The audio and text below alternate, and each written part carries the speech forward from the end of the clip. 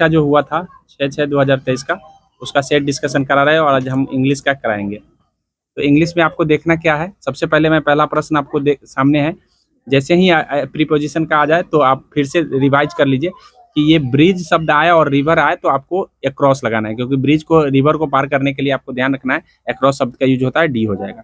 अगले प्रश्न की ओर बढ़ेंगे और नेक्स्ट प्रश्न देखिए, प्रश्न नंबर 2 में आपको है बी गेट ट्राइड है, तो बी गेट टाइड यहाँ पे दिया गया है, तो आप इस कैसे देखेंगे, यहाँ V1 है, ऑलरेडी यहाँ पे भी V1 होना चाहिए, क्योंकि यहाँ देख लीजिए कि यहाँ गेट लिखा हुआ है तो हेड वाला और ये V3 लेता है, तो ये कट गया है। अब आपके पास 2 ऑप्शन बचे हैं, विल नॉट और डोंट, तो डोंट शब्द यूज यहाँ पे सही हो जाएगा। अगले प्रश्न की ओर बढ़ेंगे और नेक्स्ट प्रश्न देखिए, यहाँ बोला है in black and white, in black and white का मुहावरा का क्या अर्थ होगा, इन रिटन फॉर्म को हम इन ब्लैक एंड व्हाइट कहते हैं। अगले प्रश्न की ओर बढ़ेंगे और नेक्स्ट प्रश्न देखिए, full fill in the blank, तो नो बडी जैसे ही आ जाए आपको सिंगुलर सब्जेक्ट समझना है, और सिंगुलर सब्जेक्ट में एक ही वर्ब है जो सिंगुलर है मात्र, क्योंकि आपको वर्ब में एस जोड़ने से ही वो सिंगुलर हो जाता है, तो यहाँ जुड़ा हुआ है, राइट आंसर ये हो जाएगा। अगले प्रश्न की ओर बढ़ते हैं, यहाँ देखिए फंक्शन मार्क्स बोला है ढूंढना है, तो सही फंक्शन मार्क्स देखिए, यहाँ पे क्राइड ये सेंटेंस जो है ना इंट्रोगेटिव नहीं है, इंट्रोगेटिव नहीं है, यहाँ भी इंट्रोगेटिव नहीं है, लेकिन इंट्रोगेटिव मार्क्स देकर के ये गलती कर दिया है। अब आपके पास यहाँ देखिए ही क्राइड, तो क्लोन शब्द का यूज ही होता है, करेक्ट ढूंढना है, और ही क्राइड हेल्प हेल्प, तो ऐसे सेंटेंस के लिए यहाँ क्लोन शब्द लगाते हैं, सॉरी सेमी क्लोन लगाते हैं, और यहाँ सेमी क्लोन लगा हुआ है, ये राइट आंसर हो जाएगा। अगले प्रश्न की ओर बढ़ते हैं, यहाँ देखिए somebody has stolen the purse, passive से एक्टिव से पैसिव करना है, तो आपको ढूंढना क्या है, यहाँ हैज देखना है, जैसे ही हैज आप देखेंगे तो सभी जगह बीन देखना है, क्योंकि ये पैसिव में आएगा तो बीन देखना है। अब बीन कितने ऑप्शन में आए हैं, तो मात्र आपके पास 2 ऑप्शन में ही बीन आए हैं, एक डी में और एक ए में, तो यहाँ पे देखिए यहाँ हैड आ गया है जो कि पास्ट शो कर रहा है, इसीलिए राइट आंसर आपका ए हो जाएगा। अगले प्रश्न की ओर बढ़ेंगे और नेक्स्ट प्रश्न यहाँ देखिए, the ability to laugh is peculiar to mankind, यहाँ पे नॉन फाइनाइट वर्ब ढूंढना है। अब नॉन फाइनाइट वर्ब जो सब्जेक्ट के अकॉर्डिंग न बदले उसको हम नॉन फाइनाइट वर्ब कहते हैं, और लाफ आपको कोई भी यहाँ सब्जेक्ट आ जाएगा, लाफ कभी नहीं बदलेगा, ऐसी परिस्थिति में लाफ जो है आपका नॉन फाइनाइट वर्ब हो गया। आगे देखिए अगला प्रश्न की ओर बढ़ेंगे और नेक्स्ट प्रश्न 8 है। 8 में देखिए 8 में which of these use between grammatically independent sentence, independent sentence में किसका प्रयोग करते हैं, तो इंडिपेंडेंट सेंटेंस में क्लोन का प्रयोग करते हैं, ये आपको याद करने वाली बात है। अगले प्रश्न की ओर बढ़ते हैं और नेक्स्ट प्रश्न देखिए, इन स्पाइट ऑफ बोला है, तो इन स्पाइट ऑफ का आपको फ्रेज मतलब मुहावरे का क्या अर्थ होता है, तो आपको ध्यान रखिए इसका मतलब होता है के अलावा, के अलावा, तो के अलावा कौन दे रहा है और सेंस, तो इनफ दो भी के अलावा का सेंस देता है, इसलिए आपको ये ध्यान रखना है। अगले प्रश्न की ओर बढ़ेंगे और नेक्स्ट प्रश्न देखिए, यहाँ बोला है कि Varun sad I will joining you all at the airport. अब यहाँ पे हमको देखना ये है कि ये जो है डायरेक्ट से इनडायरेक्ट में हमको जब हम करना है तो ऐसी परिस्थिति में क्या होगा, तो यहाँ सैड दिया हुआ है, अब सैड दिया हुआ है और डैश ज्वाइनिंग द है, तो यहाँ कौन कौन से सेंटेंस, हम दैट के बाद जो है यहाँ सैड लगा है, तो पास्ट वाला ढूंढना है। अब पास्ट वाले कितने ऑप्शन आए हुए हैं देख लीजिए, तो यहाँ दे शुड है, दे शुड बी यूज्ड, एक मिनट, 12 नंबर प्रश्न है और 12 नंबर प्रश्न को देखिए कि 12 नंबर प्रश्न को सही से देख लीजिए कि किस तरह से हमको ढूंढना है। तो ढूंढना ये है कि ऊपर वाले सेंटेंस के अकॉर्डिंग ढूंढना है, यहाँ बिल आया हुआ है ना, तो बिल आया है तो वुड वाला ऑप्शन ढूंढना है, ठीक है, वुड वाले, और वुड वाले ऑप्शन ढूंढने हैं, तो कितने वुड वाले हैं, यहाँ पे है और यहाँ पे है, ये दोनों आपको कट गए।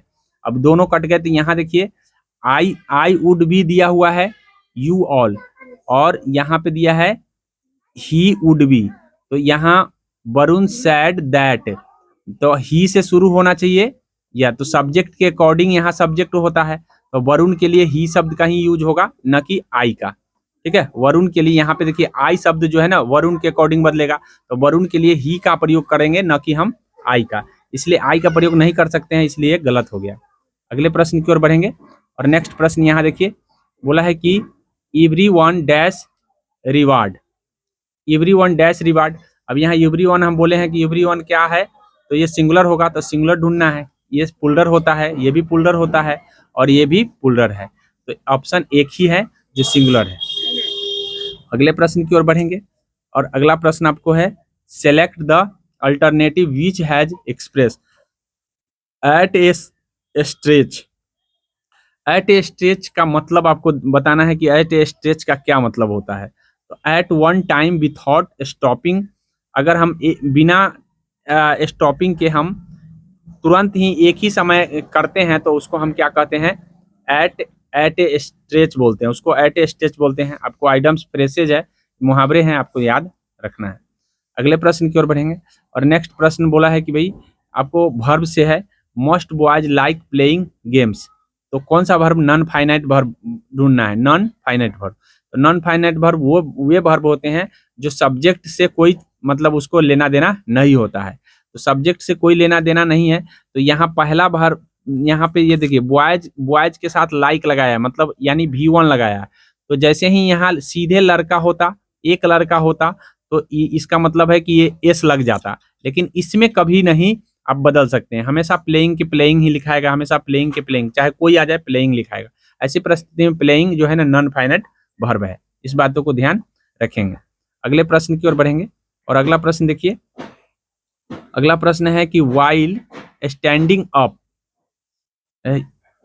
यहाँ पे most of the animals स्लीप्स like people do they like. तो ये आपको अर्थ के आधार पर आपको लगाना है। अब यहाँ पे देखिए कि कौन सा आपको आ जाएगा।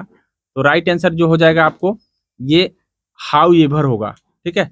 हाउ एवर, चूंकि यहाँ पे कंजंक्शन जो रहा है तो कंजंक्शन जो है ना, कौन सा कंजंक्शन आना चाहिए, तो ये आपको कंजंक्शन पढ़ना पड़ेगा। ध्यान रखिएगा, ये अर्थ के आधार पर है, ये तो जल्दी आपको अनुमान नहीं लगेंगे। और यहाँ 17 में भी वही कंजंक्शन है, कहते हैं mother didn't have time to go to store dash there was no milk in the refrigerator। तो यहाँ पे कौन सा होना चाहिए, तो यहाँ देख लीजिए कि यहाँ पे कंसिक्वेंटली होगा, परिणामतः। तो ये अर्थ के आधार पर है, ऐसे प्रश्न को आपको अर्थ लगाना होगा, अर्थ नहीं मालूम होगा तो आप नहीं बना पाएंगे। ऐसे जहां तक होगा हेल्प मैं बता दे रहा हूँ। The student they are playing dash the garden. अब यहाँ पे प्रीपोजिशन से आया है, तो स्टूडेंट जो है ना प्लेइंग कर रहा है, इन द गार्डन होगा, एट द गार्डन होगा, राउंड द गार्डन होगा या अंडर द गार्डन होगा। तो याद रखिएगा कि गार्डन जो है ना चारों तरफ से घिरा होता है, और उसके अंदर में अगर कोई हो तो चारों तरफ से घिरे हो और अंदर में होने का सेंस हो, तो ऐसी परिस्थिति में आपको इन का प्रयोग करना है। किसका प्रयोग करना है, इन। जैसे कहने का मतलब है कि आप नदी में कूद रहे हैं तो नदी के अंदर आप चल गए तो इन द रिवर हो गया। इस तरह से अगर घर में है, घर के अंदर में हो गए तो इन द रूम हो गया।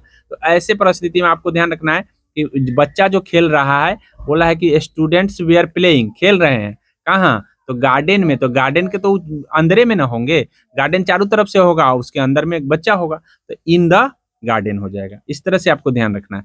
अगला देखिए, see dash please if you come. तो यहाँ पे आपको भरना है, वही बोला है कि कौन सा फ्रेजेज फ्रॉम होगा, कौन सा फ्रेजेज फ्रॉम आएगा, वुड भी होगा या वुड हैव हैड होगा। तो यहाँ देखिए ये जो सेंटेंस है यहाँ प्लीज्ड दिया हुआ है, तो ये आपको ध्यान रखना है कि ये V3 फॉर्म में नहीं बल्कि मतलब ये पैसिव फॉर्म में है, क्योंकि यहाँ पे देखिए कि सी डैश प्लीज्ड। तो क्या प्लीज्ड ये खुद हो रहा है या किया जा रहा है, तो किया जा रहा है, तो पैसिव फॉर्म में होगा। तो पैसिव फॉर्म में बी के बाद V3 आता है, पैसिव फॉर्म में बी के बाद V3 आता है। बी किस में ऑप्शन में लगा हुआ है, तो मात्र एक ही ऑप्शन में लगे हुए हैं। इस तरह से आपको ढूंढना है। अब यहाँ पे देखिए कंप्लीट द सेंटेंस, यहाँ कंप्लीट करना है। प्रेजेंट परफेक्ट मतलब ये सेंटेंस जो दिए गए हैं वो कौन से टेंस में है, जो सेंटेंस दिए गए हैं वो किस टेंस में है आपको ढूंढना है। तो यहाँ देखिए सेंटेंस को पहले समझते हैं। कह रहा है complete sentence using appropriate option which this tense. यहाँ है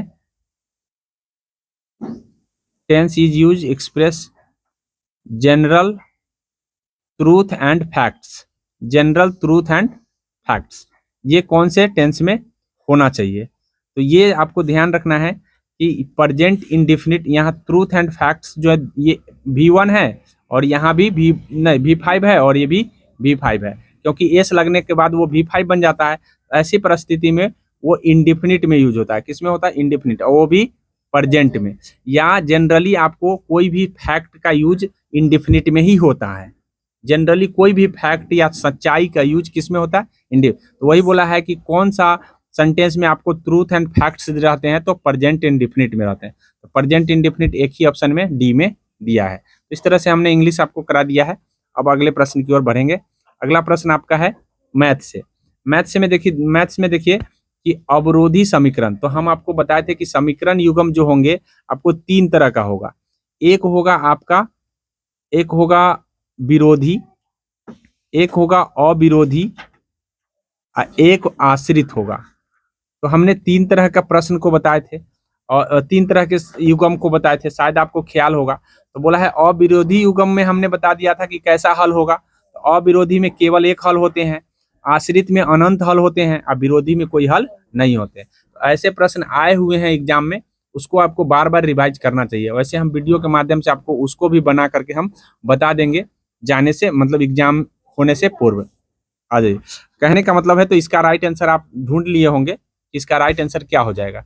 इसका राइट आंसर जो हो जाएगा, ये केवल और केवल एक हल, इनमें कोई नहीं दिया है। एक अनंत हल होगा, अनगिनत हल होगा, कोई हल नहीं होगा। तो इनमें से कोई नहीं होगा। क्यों? क्योंकि एक अविरोधी समीकरण के एक हल होते हैं, केवल एक हल होते हैं, विरोधी के कोई हल नहीं होते। तो यहाँ पे तो विरोधी तो नहीं है, इसीलिए इनमें से कोई नहीं इसका राइट आंसर हो जाएगा। अगले प्रश्न की ओर बढ़ेंगे। और अगला प्रश्न देखिए कि अगला प्रश्न में बोला है कि भाई 500 रुपये का तुरंत भुगतान तथा 1 माह पश्चात 610 रुपये के किस्त पर बेचा जा रहा था। तो 20% वार्षिक दर से ब्याज की गणना करना है। तो इसका हम इसको आपको वीडियो के माध्यम से आपको बताए, उसी दिन बता दिए थे। तो इसका सॉल्यूशन करके हम कहाँ तक बता दिए थे, आपको पता है? 27 तक बता दिए थे ना। तो हल किए हैं इसको दोबारा? नहीं किए? चलिए हम हल ये करके बता रहे हैं फिर। तो इसका राइट आंसर क्या हो जाएगा? कितने हो जाएंगे?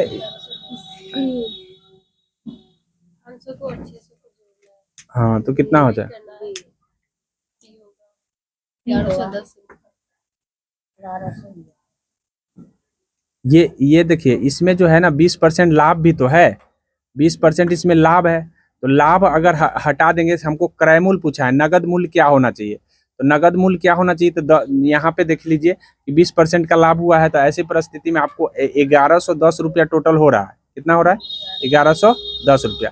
अगर विक्रय मूल्य पूछता तो 1110 रुपया हो जाता, लेकिन यहाँ पे पूछा है भाई कि कितना नगद मूल्य है, तो नगद मूल्य 1100 रुपया होगा, क्योंकि 20% लेने के बाद हुआ है। ठीक है, इस बात को ध्यान रखें।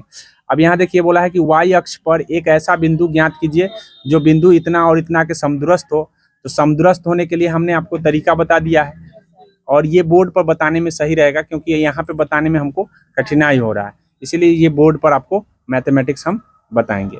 हम अगले सब्जेक्ट की ओर चलते हैं। ठीक है,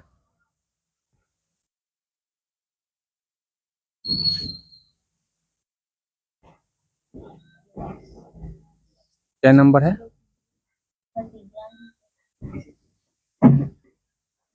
कहाँ से नंबर बताओ?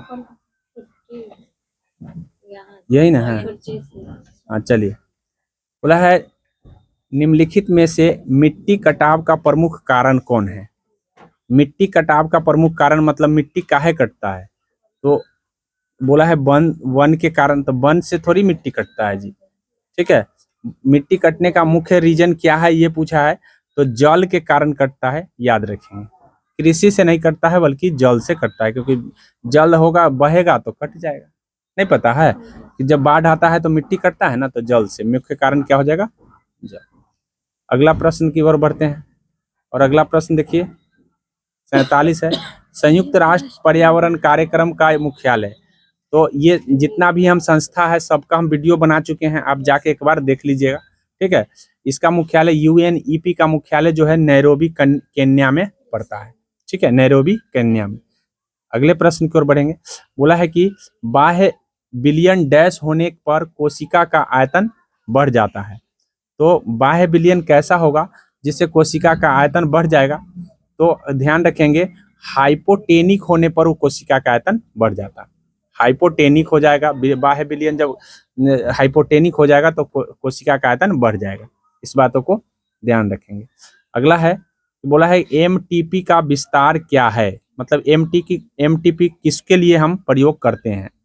तो एमटीपी का जो प्रयोग होता है मेडिकल टर्मिनेशन ऑफ प्रेगनेंसी, मतलब प्रेगनेंसी में हम मेडिकल टर्मिनेशन करवा देते हैं तो उसी को हम एबॉर्शन भी बोलते हैं, उसको हम एमटीपी बोलते हैं शॉर्ट में। ठीक है, तो ध्यान रखेंगे, ऐसे याद रहेगा, मेडिकल टर्मिनेशन ऑफ प्रेगनेंसी।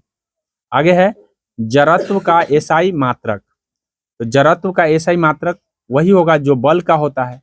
ठीक है, तो ध्यान रखेंगे कि जड़त्व का एसआई मात्रक कौन सा हो जाएगा। तो सबसे पहले हम आपको बता देते हैं कि बल बराबर बल को हम न्यूटन में मापते हैं। किस में मापते हैं? न्यूटन में, और न्यूटन में मापते हैं। और दूसरी बात है कि बल बराबर एम ए होता है, एम ए। एम का मतलब मास हो गया, ए का मतलब त्वरण हो गया।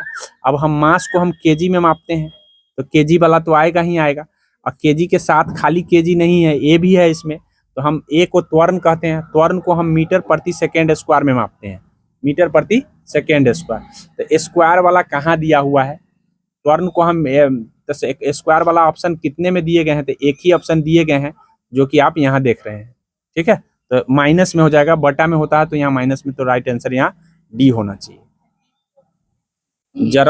जड़त्व का एसआई मात्रक, अच्छा जड़त्व है, नहीं, जड़त्व का जो है एसआई मात्रक आपका केजी होगा, क्योंकि मास को ही जड़त्व कहते हैं, मास को कहते हैं, सॉरी बल को नहीं कहते हैं बल्कि मास को कहते हैं। तो मास को कहते हैं तो मास का द्रव्यमान केजी का होता है, मास का मतलब द्रव्यमान, तो केजी में होता है, तो इसका भी बी ही होगा, बी होगा। ठीक है, अगला है निम्नलिखित में कौन सा गुणसूत्र में मौजूद है? गुणसूत्र में कौन मौजूद होता है? नाभिक होता है, गुणसूत्र के बिंदु होते हैं, गोल्जी बॉडी होते हैं, या सेंट्रोसोम होता है। तो ध्यान रखेंगे कि आपको गुणसूत्र होता है। ठीक है, गुणसूत्र बिंदु होता है, गुणसूत्र में गुणसूत्र बिंदु होते हैं, इस बात को ध्यान रखिए। ये सब अलग अलग पार्ट है, नाभिक, गोल्जी और सेंट्रोसोम, ये अलग अलग चीज है। निम्नलिखित में कौन सा एक तत्व नहीं है?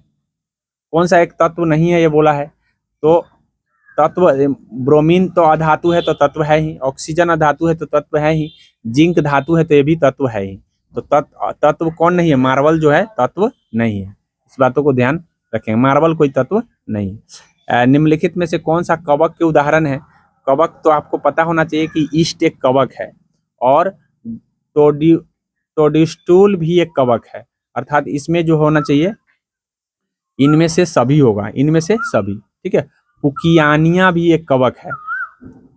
ईस्ट का प्रयोग हम लोग जिलेबी बनाने में करते हैं।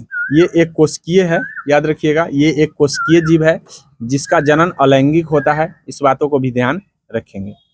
अगला है मेंडेलीव की आवर्त सारणी में बाद में खोजे जाने वाले तत्वों के लिए अंतराल छेड़े गए थे। निम्नलिखित में से किस तत्व के बाद में आवर्त सारणी में स्थान मिला? मतलब कौन सा तत्व है जिसको बाद में स्थान दिया गया है? तो आपको जर्मेनियम को बाद में स्थान दिया गया है। ठीक है, जर्मेनियम को बाद में स्थान मिला है, इन सभी को स्थान पहले ही मिल गया था, किसके? मेंडेलीव की आवर्त सारणी में। आगे है अम्ल क्षार के साथ प्रतिक्रिया कर क्या देते हैं? मतलब अम्ल में क्षार मिला देंगे तो क्या बनेगा? तो लवण बनेगा। अम्ल और क्षार मिलाने से लवण और जल बनता है, इस बातों को ध्यान रखेंगे। यहाँ ऑप्शन में लवण है इसलिए लवण हो जाएगा। अगले है वाल्मीकि नगर जीव अभयारण्य बिहार के किस जिला में है? तो ये आपको ध्यान रखना है कि वाल्मीकि नगर जीव अभयारण्य पूर्वी चंपारण है या पश्चिमी चंपारण? ये पश्चिमी चंपारण में है, इस बातों को ध्यान रखेंगे। पश्चिम चंपारण में वाल्मीकि नगर टाइगर रिजर्व है, जहाँ बाघ है। मात्र बिहार में एक ही ऐसा टाइगर रिजर्व है जो बिहार में है, नहीं तो अब बिहार में कहीं नहीं है। यहाँ घना जंगल है इसलिए है। इनमें कौन धातु है पूछा है, तो ऑस्मियम है कि सोडियम है कि नाइट्रोजन है कि सॉरी ओ का मतलब ऑक्सीजन होगा। ऑक्सीजन अधातु है, सल्फर भी अधातु है, नाइट्रोजन भी अधातु है, तो यहाँ पे सोडियम धातु हो गए।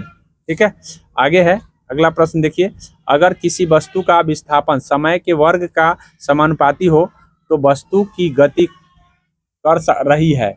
मतलब वस्तु यहाँ पूछा क्या है, सो समझने का प्रयास कीजिए। विस्थापन समय के वर्ग का समानुपाती, मतलब समय के वर्ग के समानुपाती है, तो बढ़ते त्वरण के साथ हो रहा है, एक समान वेग के साथ हो रहे हैं, या आपको एक समान त्वरण। तो समय का वर्ग हो गया एस स्क्वायर, अभी हम त्वरण में पढ़े हैं ना, समय के वर्ग कर दिया, इसका मतलब क्या है कि वो त्वरण में पढ़े हैं, तो त्वरण में पढ़े हैं तो एक समान त्वरण से, यहाँ भी त्वरण दिया हुआ है, लेकिन वो त्वरण कैसा होगा, बोला है कि समानुपाती। समानुपाती का मतलब सब जगह समान, तो सब जगह समान कहाँ होगा, जब एक समान होगा, एक समान होगा। इस तरह से आपको ध्यान रखना है। अगले प्रश्न की ओर बढ़ेंगे, और अगला प्रश्न है आपका यहाँ यहाँ देखिए, बैटरी से प्राप्त विद्युत धारा किस प्रकार का होता है, तो ये डायरेक्ट धारा होता है। बैटरी से जो मिलता धारा है वो आपको ध्यान रखना है डायरेक्ट धारा होता है। डायरेक्ट को डीसी बोलते हैं, डायरेक्ट करंट को डीसी बोलते हैं। बैटरी से जोड़े और करंट आ जाता है ना, देखते होंगे कि जोड़ते हैं करंट आ जाता है, मतलब उसमें कोई बीच में स्विच काम नहीं कर रहा है, ऐसे स्विच लगा सकते हैं, लेकिन ध्यान रखिएगा कि वो डायरेक्ट करंट है। और जो हम लोग घर में जलाते हैं वो एसी करंट है, एसी करंट है, तो इस बात को ध्यान रखेंगे। अच्छा, उसके बाद है कि गाय की स्वदेशी नस्ल की विशेषता है। गाय का स्वदेशी नस्ल की क्या विशेषता है ये आपको बताना है। तो आपको ध्यान रखना है कि दीर्घ अवधि तक दूध देता है और अल्प अवधि तक दूध देने वाला, दोनों होते हैं। मतलब ज्यादा दिन तक भी वाला होता है और कम, ऐसा नहीं है कि खाली ज्यादा दिन वाला है। तो दोनों के दोनों ए बी सी, इसका राइट आंसर सी हो जाएगा। इस तरह से आपको ध्यान रखना है। आगे है, बोला है कि 4 द्रव दिए गए हैं, अपेक्षित घनत्व दिए गए हैं एक वस्तु को, इनमें सभी द्रवों को बारी बारी से डुबाया जाता है, इनमें से किस द्रव में उस वस्तु का ज्यादा से ज्यादा हिस्सा डूबा रहेगा। माने घनत्व, घनत्व जिसका ज्यादा होगा, देखिए घनत्व ज्यादा होगा ज्यादा डूबेगा, कम घनत्व होगा कम डूबेगा। सिंपल भाषा में ये प्रश्न ये है, घनत्व पहला का घनत्व 1.26 है, दूसरा का 1.0 है, तीसरा का 0.8 है और चौथा का 13.5 है। तो सबसे ज्यादा घनत्व किसका हुआ, डी वाला का, डी वाला का घनत्व सबसे ज्यादा है। तो सबसे ज्यादा वाला क्या करा, हिस्सा ज्यादा डूबेगा। तो सबसे ज्यादा किसका डूबेगा आप समझ सकते हैं, सबसे ज्यादा हिस्सा घन, बोला है कि अपेक्षित घनत्व क्रमशः, या सॉरी अपेक्षित घनत्व, घनत्व नहीं, अपेक्षित घनत्व के उल्टा होता है, जस्ट उसका उल्टा हो जाता है। तो उल्टा हो जाता है यानी कम वाला ज्यादा डूबेगा। कम किसका है सबसे ज्यादा, तो सी का सबसे कम है। क्योंकि आपको पता होना चाहिए कि यहाँ 1 रुपया 26 पैसा हो गया, यहाँ 1 रुपया हो गया, यहाँ 80 पैसा हो गया, यहाँ 13 रुपया 50 पैसा हो गया। तो बताइए कि सबसे कम किसका बता रहा है, सी का। तो सी जो है ना ज्यादा डूबेगा, अपेक्षित घनत्व जिसका ज्यादा होता है वो ज्यादा ही, मतलब कम होता है वो ज्यादा ही डूब जाता है। इस बात उल्टा, मतलब एक दूसरे का रिलेशन है। द्रव का गैस में बदलना क्या कहलाएगा, मतलब द्रव जब गैस में बदलेगा तो उसको वाष्पीकरण कहते हैं, उस प्रक्रिया को हम वाष्पीकरण कहते हैं। और ठोस को सीधे गैस में बदलना उदरपातन है। इस बात को ध्यान रख लीजिए कि ठोस अगर सीधे बदलेंगे तो उदरपातन, लेकिन अगर गैस द्रव अगर गैस में बदलेंगे तो ये वाष्पीकरण होगा। इस बातों को ध्यान रखिए। और अगर ठोस जब गैस द्रव में बदल जाएगा तो उसको हम निक्षेपण, संघनन कहते हैं, संघनन। विसरण क्या होता है, तो विसरण का मतलब होता है कि एक का कण दूसरे में समा जाए तो उसको क्या कहते हैं, विसरण कहते हैं। एक का कण दूसरे में समा जाए। उसके बाद यहाँ है एमनियोटा समूह में शामिल है, मतलब एमिनिया समूह में कौन शामिल है, पक्षी और स्तनधारी आते हैं। उसके बाद आपको ध्यान रखना है कि सरीसृप, और तो ये सब के सब आते हैं। एमनिया में आपको सरीसृप भी आते हैं, पक्षी भी आते हैं और स्तनधारी भी आते हैं, सभी हो जाएंगे। अगले प्रश्न की ओर बढ़ेंगे, और अगला है बिजली घंटी विद्युत धारा के किस प्रभाव पर कार्य करता है। मतलब बिजली का जो घंटी है वो विद्युत धारा का कौन सा प्रभाव होगा, चुंबकीय प्रभाव होगा या रासायनिक प्रभाव होगा या आपका उष्मीय प्रभाव होगा। तो आपको पता है कि बिजली पहले ही बोल दिया है, तो बिजली जब भी जो भी करंट से होगा वो चुंबकीय प्रभाव डालता है, करंट वाला चुंबकीय प्रभाव डालता है, इस बात को ध्यान रखिए। तो यहाँ पे बिजली विद्युत धारा बोला है, तो इस तरह से आपका चुंबकीय प्रभाव हो जाएगा। अगले प्रश्न की ओर बढ़ेंगे, समतल दर्पण द्वारा बना प्रतिबिंब सदा होता है। तो समतल दर्पण का जो प्रतिबिंब होगा वो हमेशा उल्टा होता है और आभासी होता है, ठीक है। समतल दर्पण का जो प्रतिबिंब होगा वो हमेशा आपको उल्टा होता है और आभासी होता है, इस बातों को ध्यान रखेंगे। दर्पण 3 तरीके का आपको पूछा जाता है, एक समतल, एक उत्तल, एक अवतल, ठीक है। तो ध्यान रखेंगे कि समतल वाला जो है हमेशा आभासी और उल्टा होता है। तो यहाँ आपका साइंस का पार्ट खत्म हो गया है। अगले दिन हम लोग जो है इसका आगे का पार्ट करेंगे। ठीक है, अब क्या है, खाली सिर्फ जीके जीएस बच गया है ना, और कोई